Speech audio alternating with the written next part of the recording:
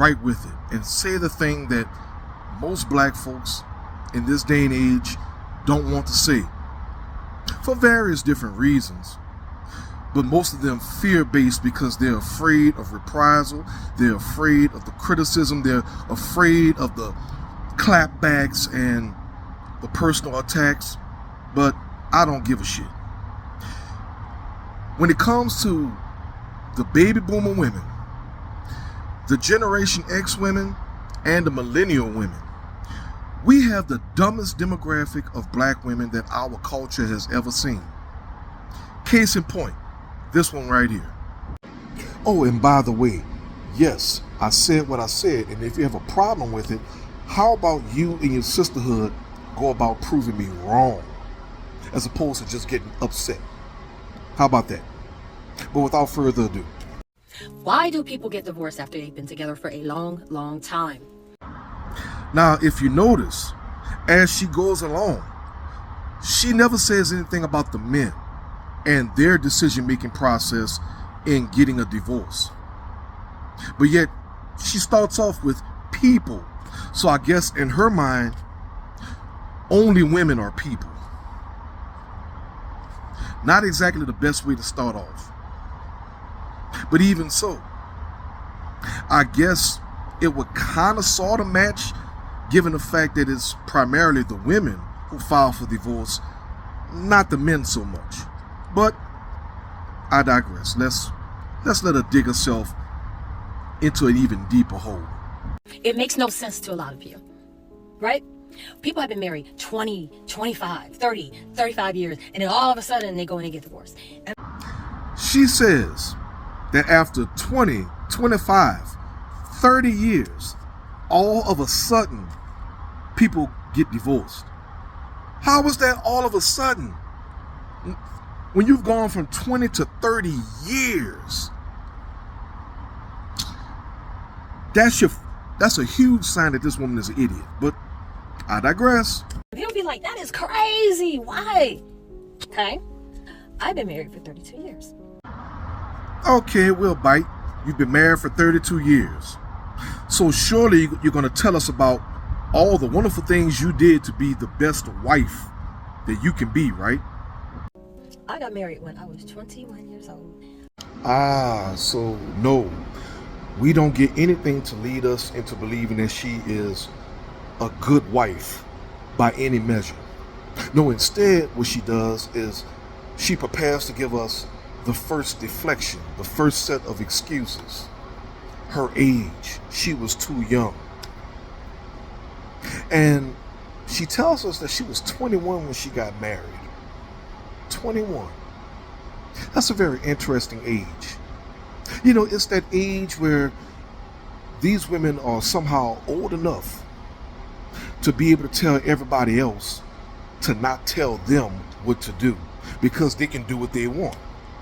So if they want it to be as promiscuous as they want it to be, they're well within their right.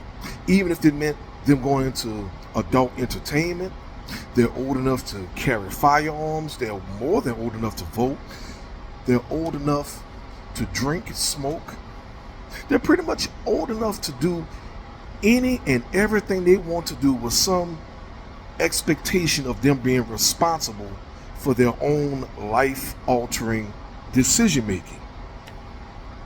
But yet somehow, when we get into these types of conversations, they're not old enough, they're not developed enough, their prefrontal cortex is not fully developed.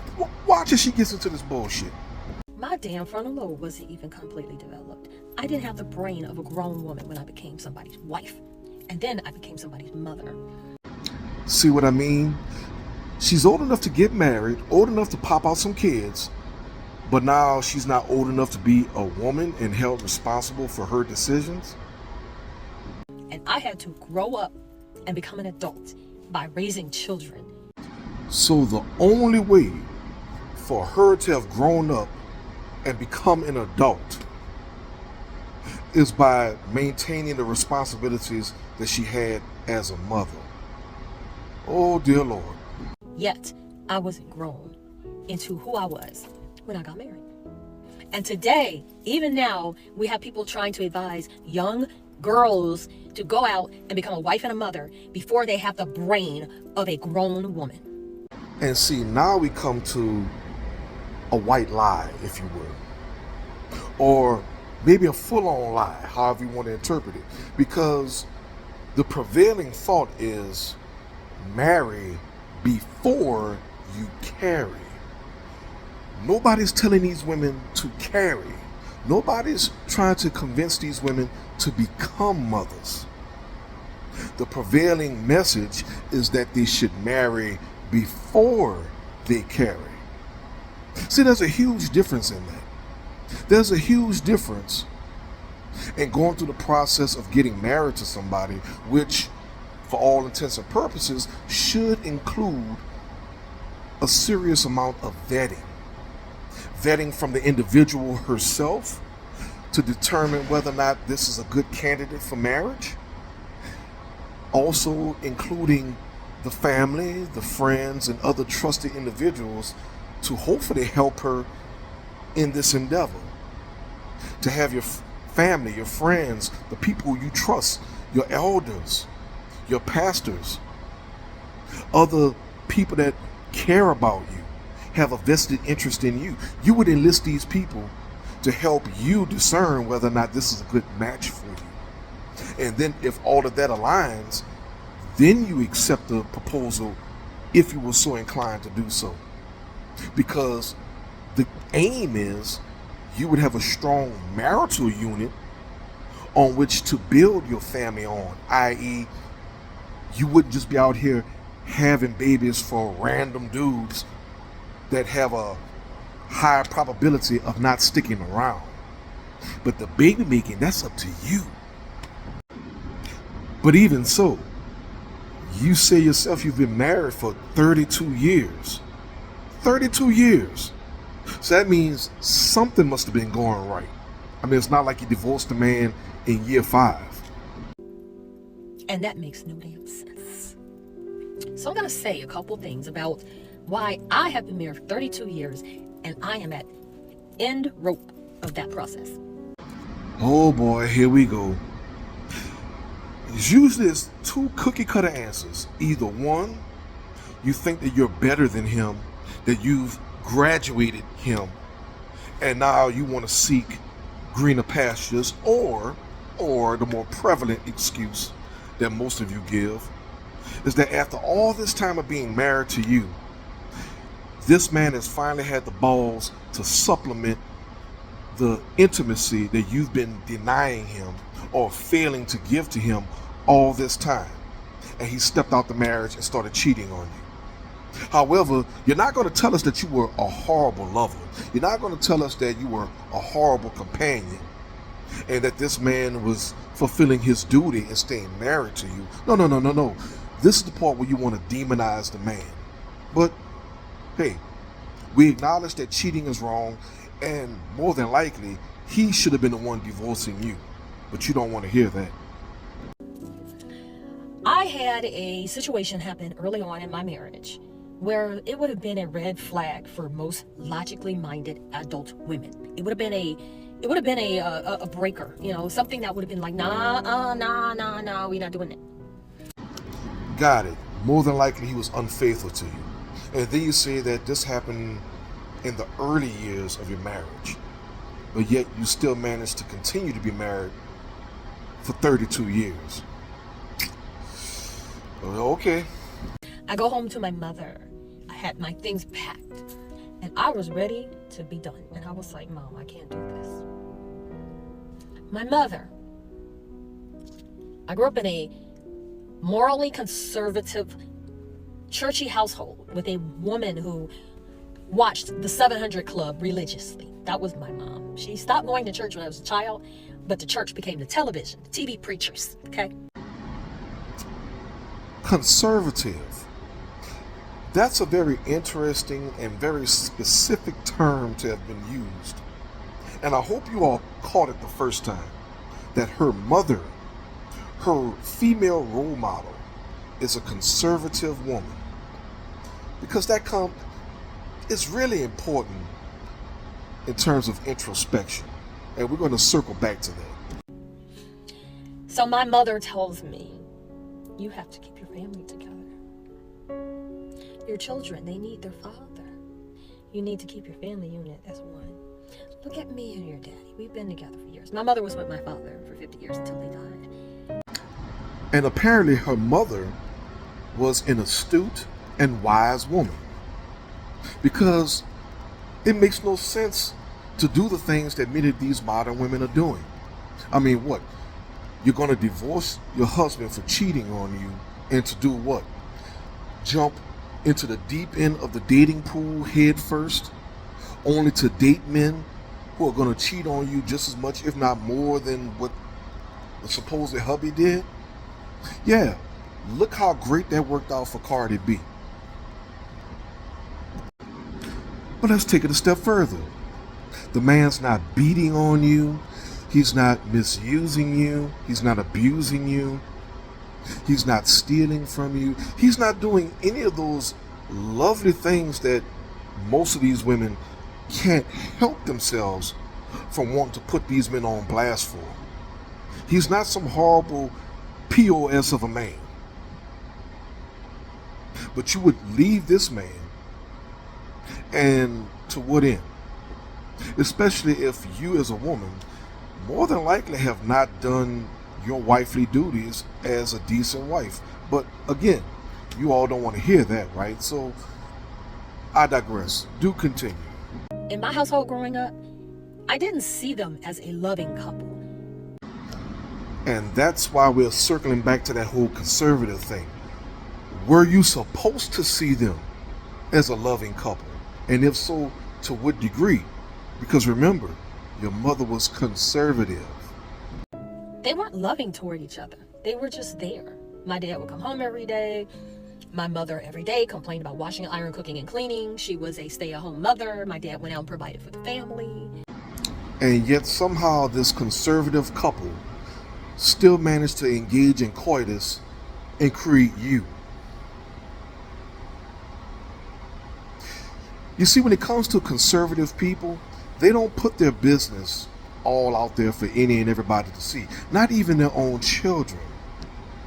Their own children may not be able to count on one hand how many times that they are aware of their mother and father being intimate. You know why?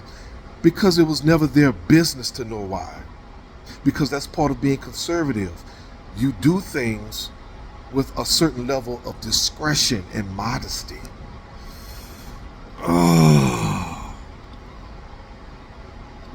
But there wasn't any romance in my home. You weren't supposed to see any romance between them. They were conservative. My mother wasn't loving toward my father. My father wasn't loving toward my mother. They were very transactional in their relationship. I didn't think my mother liked my father until the day I saw my mother break down and cry after my dad had died, and she was packing his things away that he had stored, and she was packing things to give away and to get rid of after he died. And I stood next to her and she broke out in tears. And that was the first time I ever realized my mother actually had like a love feeling toward my father. Of women that black women have ever produced, that the culture has ever produced, because you base your working knowledge on performative bullshit, and you do so in the face of information, of knowledge that many of you already know. You say that your mother was a conservative woman, so no, you weren't going to be privy to all of the freak nasty things that your mother did to your father.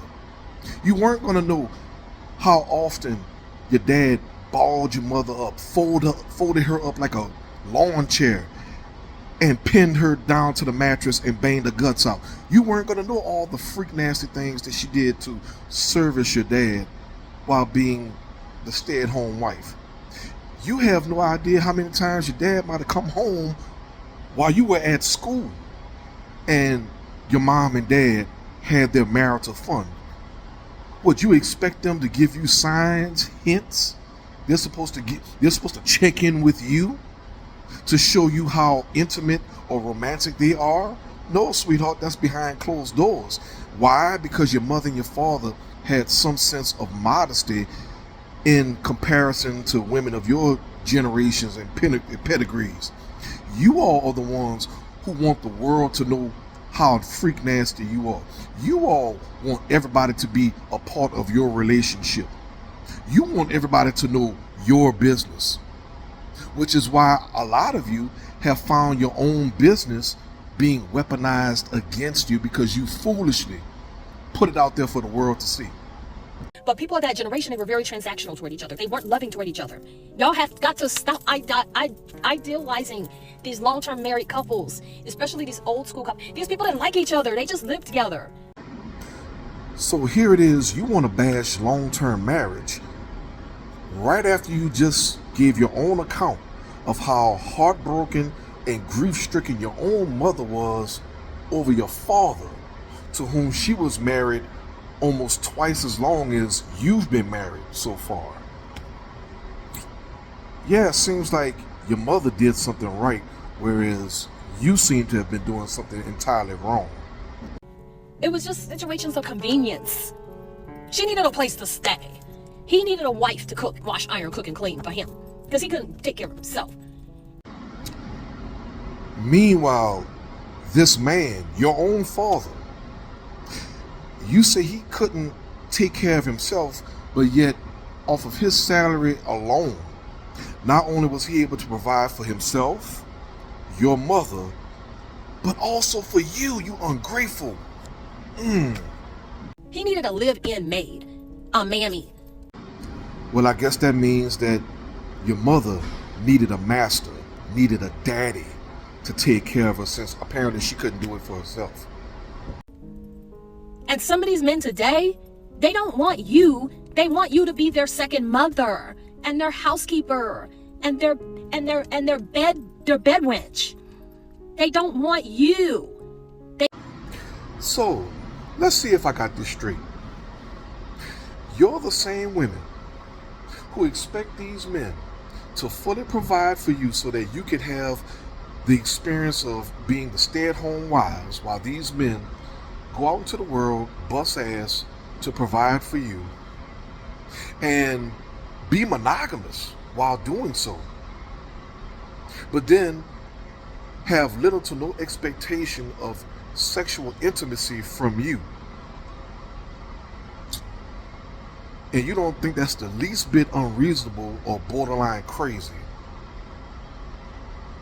You want to do nothing in a relationship. You don't even want to add an additional portion to the meal that presumably you would already be cooking for yourself. You don't want to add his laundry to your laundry, which you really have no reason not to do. You know, especially since you're not working. And somehow you've deluded yourselves into thinking that you, as a modern black woman, shouldn't have to work. And oddly enough, whenever asked why you think that, the first thing that you always continuously, collectively bring up are the lifestyles of grandmom, granddad, and the generations before, even though every generation of those women actually worked. Whether they did it domestically within the home or if they had outright jobs, those women always worked. But somehow you tell yourselves that your experience is supposed to be different while being somewhat the same. You are the most confused generation, the most idiotic generation of sisters that we've ever seen. And it's a shame that more of you aren't calling out this toxic, backwards, misinformed, or downright stupid behavior. They just want what you can do for them. And that's why one day we wake up at 50 years old and we're like, hell fucking no. I'm done. You wait till 50 to start making dumbass decisions because you never learned how to be a cooperative, productive spouse in the first place. You never learned the lesson that you should have learned from your mother, and you never learned the lesson that you should have taught yourself along the way. And this is why so many of you find yourselves dissatisfied, because you buck against the wisdom of those who preceded you, and you latch on to the toxic dysfunction of women who are significantly younger than you. You don't see me as a human. I'm a thing to you. And they start to they resent you when you become who you really are. Because they're like, oh, you're a person. Yeah. The men don't resent you for becoming a person. They resent you when they discover that you are a selfish person who married these men under false pretenses, who dehumanize these men, only seeing them as a form of provision and protection as opposed to somebody to actually love and cherish, while expecting them to love and cherish you. And then, surprise, surprise, they don't divorce you. You divorce them, only to jump right back into the dating market to throw yourselves at men who were nowhere near as good men as they were to you. Which is why so many of you ultimately spin the block back looking for those men, hoping and praying that they haven't moved on, so that in some stretch of the imagination they might forgive you for leaving them and hopefully take you back. Good luck and Godspeed.